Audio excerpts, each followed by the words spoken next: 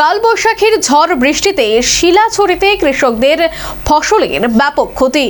জলের নিচে ডুবে গেল চাষের জমি, তরমুজ, ঝিঙ্গা সহ মৌসুমী সবজি সম্পূর্ণ নষ্ট। ক্ষতিগ্রস্ত কৃষকরা ক্ষতিপূরণের দাবিতে প্রশাসনের মুখাপেক্ষী।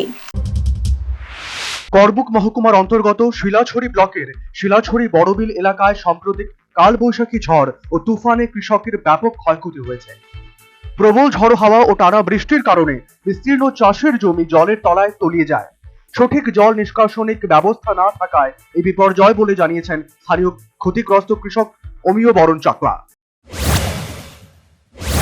নামনের ব্যবস্থা বলতে কমই, ড্রেনও কম, তো ছোট, তবে খাবার হয় না। বৃষ্টির ওই যে বৃষ্টি অনেক কিছু, ওই যে আমার এই যে সরাতে নদীতে খাবার হয় না, বেশি অনেক জল পড়ে যায়, সেই জন্য কারণে এই জলটা নামানোর খাবার করতে পারি না।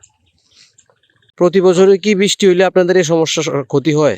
হয় এরকমই, তবে এবছর একটু আমি মনে করি তাড়াতাড়ি বৃষ্টি নামছিল, সেই কারণে ক্ষতিটা বেশি অনেক হয়েছে মনে করি। এতে তরমুজ, ঝিঙ্গা সহ বিভিন্ন ধরনের শাকসবজি ও মৌসুমী ফসল সম্পূর্ণ নষ্ট হয়ে গেছে বলে জানালেন স্থানীয় কৃষক। এই তো ঝিঙ্গার আর তরমুজের বৃষ্টির অনেক ক্ষতি হয়েছিল। তারপরে এখন তো বেশি দিন হয়েছে না, শুধু কিছু অল্প কিছু বিক্রি করছিলাম, তো মাত্র কালকের বৃষ্টিতে অনেক কিছু বৃষ্টি ঝড় পড়ছিল। এই তরমুজের কিন্তু এর আগে একবার বৃষ্টি পড়ছিল, এই বৃষ্টিতে প্রথমে তরমুজের নষ্ট হয়ে গেছিল, এরপরে দ্বিতীয় টাইমে বৃষ্টি ছিল যে কালকে।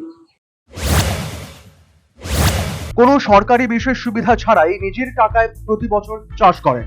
বীজ, সার, কীটনাশক, শ্রমিকের মজুরি ও সেচের জন্য প্রচুর টাকা খরচ করতে হয়। এবছরও বড় অঙ্কের টাকা বিনিয়োগ করে তরমুজ ও সবজি চাষ করছিলেন, কিন্তু হঠাৎ কালবৈশাখীর তাণ্ডবে সব আশা ভেঙে যায়। তার অভিমত, চারকানি জমির ফসল পুরোপুরি নষ্ট হয়ে গেছে। ক্ষতির পরিমাণ প্রায় 7 লক্ষ টাকার কাছাকাছি হতে পারে বলে আশঙ্কা। ফলে কৃষক পরিবারগুলির সামনে বড় আর্থিক সংকট দেখা দিয়েছে। কৃষকদের আবেদন, প্রশাসনিক কর্তারা দ্রুত ক্ষতিগ্রস্ত এলাকা পরিদর্শন করে উপযুক্ত ক্ষতিপূরণের ব্যবস্থা করুক। সরকারি সহায়তা পেলে তারা আবার নতুন করে চাষ শুরু করার সাহস পাবেন বলে আশা প্রকাশ করেছেন। Bureau report, news vanguard.